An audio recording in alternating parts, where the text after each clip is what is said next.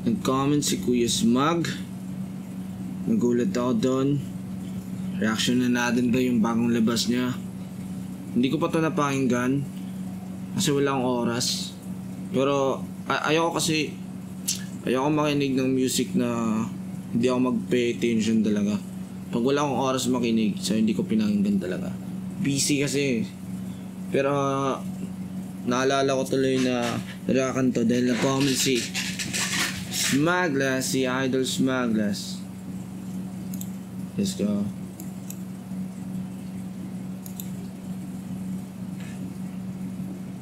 Ibay mo rin ha. Buhay ka pa pala. Batang kaya. Magalala, Tanggol. Hindi mo ako basta-basta mapapatay. Masamang damo to. Pagkakamali mo lang, pinuhay mo pa ako. Simulan na ang pamamasdan. Simulan na ang pamamasdan. Simulan na ang pamamasdan. Simulan na ang pamamasdan.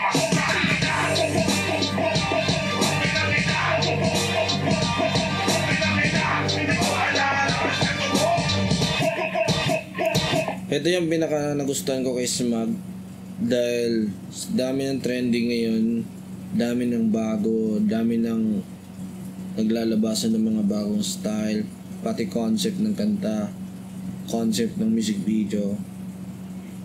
Pero si Smuglass is nagpaka-Smuglass pa din. Hindi siya sumabay kung ano yung trend. Yung brand niya is brand niya talaga. Mas pinaganda niya yung brand niya, yung pagka-Smuglass niya. Pag sinabi mong Smuglass, ganyan tugtugan talaga. Kung napapakinggan niyo yung mga dating kanta ni Smug until now, ganun pa din yung vibe. Pero mas nag-improve siya. Tulad sa MV, mas gumaganda. And Smuglass pa din, yun ang nakikita natin. Kung pumasok din sa isip ko, no, paano kaya pag nag-drill si Smug? Kaya niya yun. What if sumabay siya sa bagong style? Alam niyo na, ganun na, diba? Paano kaya, no? Paano kaya?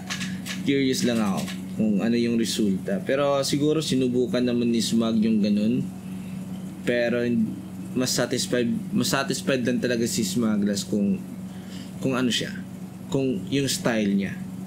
Yun yung pinaka maganda at pinakamahirap din, yung may sarili kang brand, may sarili kang imahe na pag kumanta ka, Smuglass talaga na imahe yan.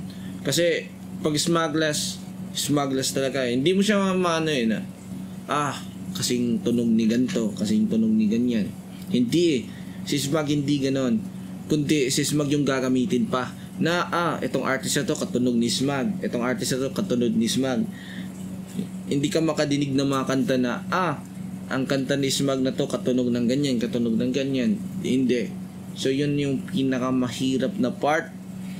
Kasi yun yung pinakamahirap ipaangat yung brand mo. Yung tumatak yung pangalan mo. Kasi yung iba sumabay na lang sa uso para alam niyo na, mas madali. Para yung pag napakinggan yung kanta mo, madali na lang sa tenga ng mga tao dahil magka-vibe lang same vibe lang.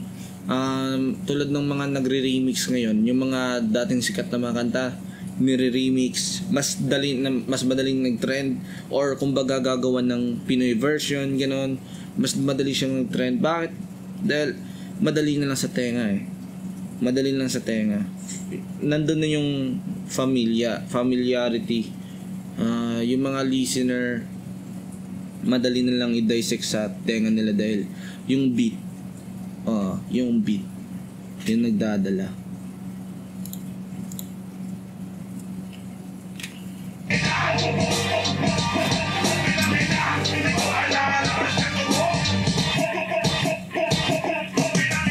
Simulan na ang huling pamabaslang. Sino ba tunay na may pera o maangas lang? Huwag kang nag-aasta, kaya mo lahat dito isang bala lang sabay tapong payapas ba? Tabi mga subo at ako ang higit na. Pag may puso may amoy pag may nagsisiga. Walang yaan diba? Sige walang mahihiya. Handa ng mga at ako kulang na lang nahihiga. Sinong bago malakas at mainis na ngayon? Papalakpas sa iba kung hindi mo panahon. Pero kung oras ko na, depas mo dapat talon. Parang bisong tanay bahon ka naman. Daanan ay bahon. Parang si Panday no? Okay. Moda patalon, parang bisong bakong ka na madaanan na ibang diretso na. Parang islinero na palaso. Diretso lang ito sa impyerno, bakay na ho. Sa mga may masamang sinimyero, para ano, sabay-sabay na para isang sementeryo na lang kayo. Simulan na ang pamamasdan. Simulan na ang pamamasdan. Oh.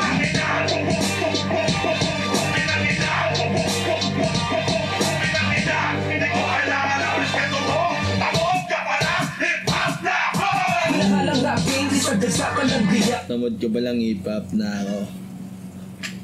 Harap-harap ang kitang binibebang ng ilan. Viral rapping, di siya Respeto mo, tamod ka pala, hip-hop na ako. nahalang rapping, di siya dagsakan ng biyak.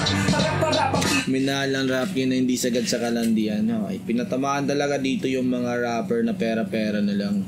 ang binibebang ng ilan. Viral para sa lahat, paano pagmamalakihan. Lumuhod ka muna sa akin bago nila mahalikan. Di mo matatanggihan kung tatanggihin. Isang dekada na rin kayong nagyayarian. Batid ang kasabihan, paglipas ng panahon merong magkaragdag pero walang mapapalitan. Hey, Oh, pero madadagdag pero walang mapapalitan. Legit yun.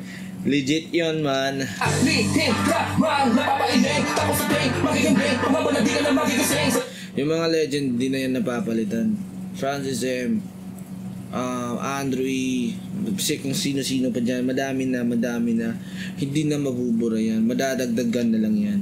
Parang gustong bumadali, gustong bumarasing. Para nagkamilaling, malaapatuan na rep. Ako lalo nito pag-auan ng paliring.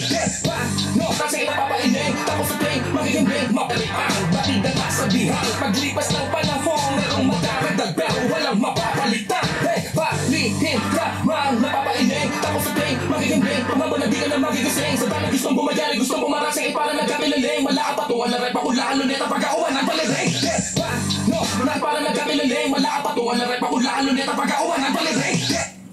Malampatuan. Pag si Smag nagpalibing. Oh, yung Ampatuan Massacre. Hinka man, napapainig. Kasi, grabe na, nilibing ng... Kung saan-saan lang nilibing. Tapos sa train, magiging brain. Pumaba na di ka na magigising. Sa tanong gustong bumadali, gustong bumarasing. Para nagkamilaling, malaapatuan na rep. Ako lalo nito pag-auan ng paliring. No, nakatawid na sila. Kung iba na una na. Parang hindi nga nilibing yung Ampatuan eh. Parang nakalimutan ko yung ano yun, pero parang sobrang disaster yun. Mabes nung iba, medyo late ka diba? Pero wait, kanila wag mo nang Okay, ayan yung litrahan pa rin ni Smag dito is ganun pa din yung mga era nila. Ganito talagang litrahan sa mga era nila. Kung sasabihin natin, no, kung pakinggan natin na parang kung mga bagong tagapakinig ng hip-hop, yung sabihin natin, hindi nila kilala si Smag. Okay, sabihin natin, hindi nila kilala si Smag. Tapos nakikinig sila kay Smag. Parang nababado yan. Mababado yan sila. Man. Kasi, yung mga ganyang litrahan, hindi talaga bagay yan sa mga... Sa ngayon ha, ewan ko lang ha, pero hindi niya siya bagay ngayon yung mga ganyang litrahan sa mga bagong tubo. Kasi hindi na ako nakikita ng mga bagong tubo ng mga new gen na mga rapper or mga bagong mga rapper na ganito lumetra. Hindi na ako nakikita ng ganyan. Hindi na. Kasi Smag, sa mga era lang ni Smag to magfi-fit yung ganitong style na sulatan. Sa kanila maangas pakinggan. Pero pag tayo or pag kayo mga ang king ko natin pakinggan, mag ganun. Iba talaga pag old school. Meron din talaga silang mga bagay na hindi kaya gawin ng mga new school. Alauna na, di mabes nung iba. Medyo late ka diba? Pero wait, kanila wag mo nang hintayin. Sundo mo ha, nakita. Simulan na ang pamamasdan. Diba? Ganyan yung mga distrakan. Ganyan yung tumira. Unlike sa ngayon, bang bang! Alam mo lame. Ang pangit mo dito sa game, parang ganun. Ganun kasi yung mga litrahan talaga eh. Pag nakita kita, bang! Parang ganon. Okay. Hindi siya mababaw. Ano kasi, naintindihan ko din yung mga bago na mga rapper ngayon. Ano kasi, parang pag nagwa-wordplay pa or nagwa-wordplay or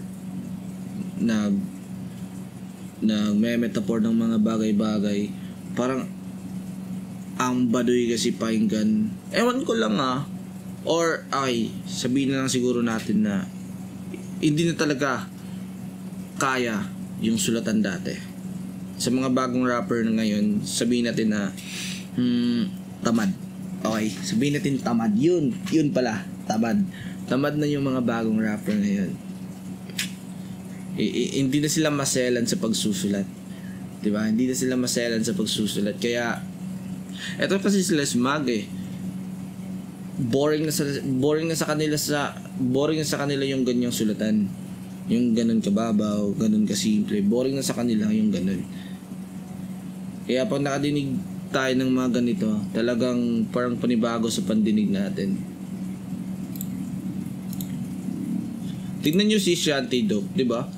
Malalim yan dati Pero ewan ko ngayon bakit nag-iba na yung sulatan ni Shanty Dope ngayon.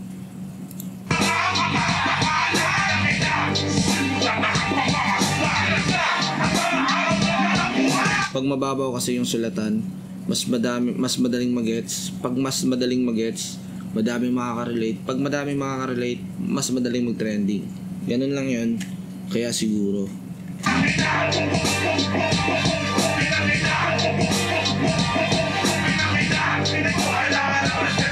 Ito din yung tunay na artist.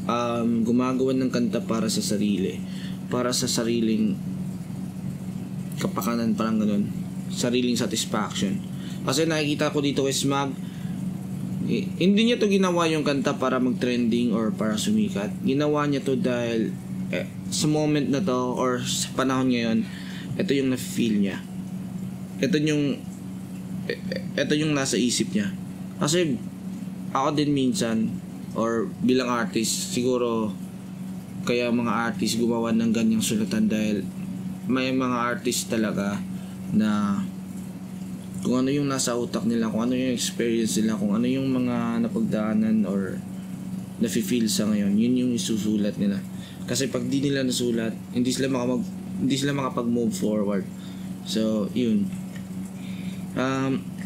Nakikita ko dito kay Smaglas, parang nakulitan siya sa mga bagong rapper ngayon. Nakukulitan siya. Pero ayaw niya lang din i-diss track or ayaw niya lang din magsabi ng negative. Kaya yung way niya is ganito na lang para kahit papaano wala siyang maapakan. Pero naglabas na ng sama ng loob about sa era ngayon. Parang ganun. Okay. Pero ganun naman talaga no?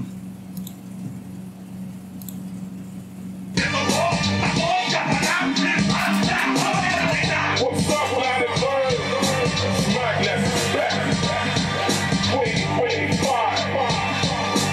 Kailangan isama ang pagbabag ng daming album.